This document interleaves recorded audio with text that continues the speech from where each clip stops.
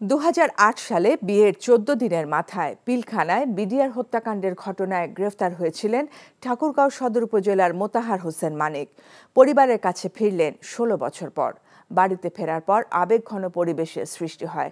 স্বামীকে পেয়ে কান্নায় ভেঙে পড়েন স্ত্রীসহ পরিবারের সদস্যরা।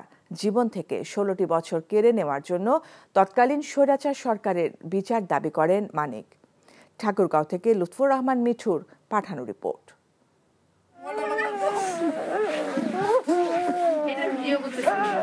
১ মাস ১ বছর নয়, দীর্ঘ ১৬টি বছর পর স্বামীকে দেখে কান্নায় ভেঙে পড়েন স্ত্রী ববি। সেখানে এক আবেগঘন পরিবেশ সৃষ্টি হয়। তার কাছে অনেকটা স্বপ্নের মতো। কখনো ভাবেননি স্বামীর সাথে তার আর দেখা হবে। ২০০৮ সালের ১ জানুয়ারি তৎকালীন বিডিআরে যোগদান করেন মোতাহার হোসেন।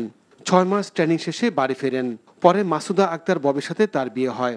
বিয়ের ১৪ দিন পর পুনরায় ট্রেনিংয়ে যোগদানের জন্য চলে যান কর্মস্থলে। পরে তাকে পিলখানা হত্যা ও বিস্ফোরক মামলায় গ্রেফতার দেখিয়ে কারাগারে পাঠানো হয়। তার জীবন থেকে ১৬টি বছর যারা কেড়ে নিয়েছে তাদের বিচার দাবি করেছেন মোতাহার হোসেন।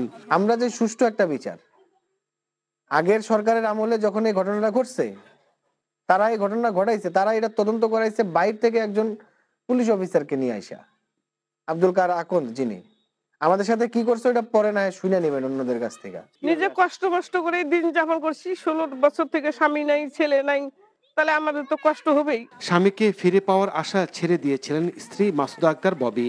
১৬ বছর পর যখন একটা আপনজন কাছে আসে, সেটার আসলে ভাষা প্রকাশ করার মতো না।